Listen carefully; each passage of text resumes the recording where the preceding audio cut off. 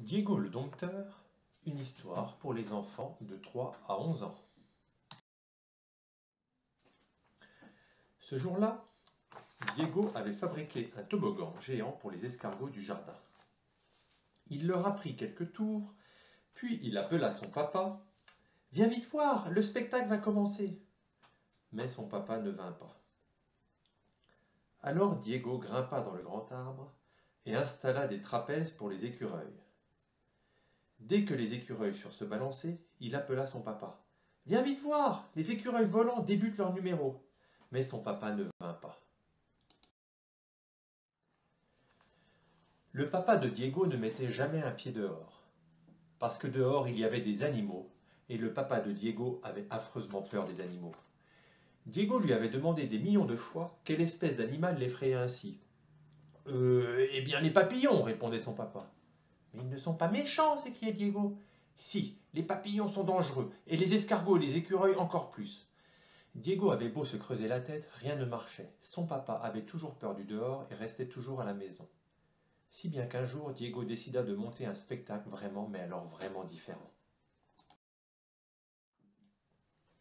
Il se rendit au magasin 1000 animaux familiers de la ville. « Bonjour, je suis Diego le dompteur, dit-il au vendeur. Vous avez des animaux à dresser ? » « Qu'est-ce que tu veux, fit le vendeur. Un hamster, un chien ? En fait, je pensais plutôt à un ours polaire. Les ours polaires sont dans l'arrière-boutique. Va, choisis celui qui te plaira. » Diego emmena l'ours au parc pour l'apprivoiser. Puis il lui expliqua son nouveau spectacle.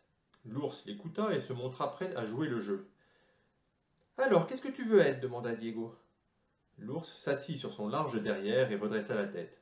« J'ai trouvé, génial !» s'exclama Diego.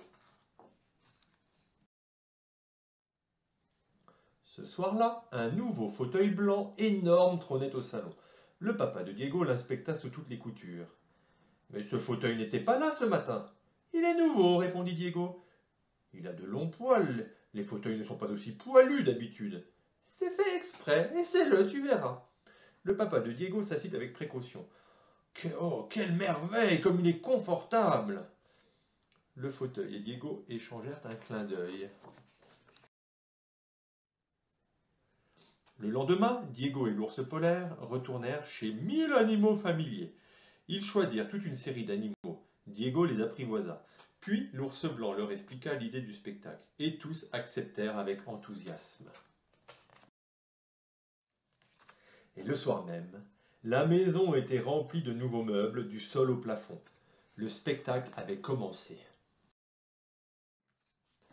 Le papa de Diego n'en crut pas ses yeux. Il allait du nouveau tapis au nouveau lustre, du nouveau lustre au nouveau canapé, du nouveau canapé au nouveau rideau, de la nouvelle table au nouveau tableau, sans pouvoir se lasser, admirant chaque nouveauté avec joie et étonnement.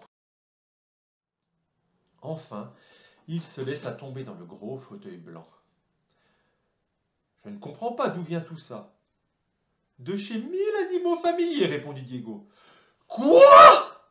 rugit son papa. « Quelque chose ici provient de cet affreux magasin !»« Un tigre, une pieuvre, une tortue, un serpent, 2 paons, 3 hippopotames et 3 flamants roses, fit Diego, plus l'ours polaire sur lequel tu es assis. Un tigre, une pieuvre, une tortue, un serpent, 2 paons, 3 hippopotames et 3 flamants roses. Et je suis assis sur un ours polaire. Ah !» Le papa de Diego bondit de son fauteuil. Aussitôt tous les animaux saluèrent, le spectacle était terminé. « Bravo !» s'écria Diego. « Au secours !» hurla le papa de Diego en se précipitant dehors, où il n'avait pas mis les pieds depuis si longtemps. Diego le rejoignit tranquillement. « Ça alors !» fit son papa. « Il y avait plein d'animaux dans la maison et ils ne m'ont rien fait. »« Eh oui !» répliqua Diego. « Étonnant, non ?» Et c'est ainsi que le cirque aux 1000 animaux familiers de Diego le dompteur fit ses débuts. Il entreprit bientôt un tour du monde du jardin. Et depuis ce jour, le papa de Diego ne manque jamais une représentation.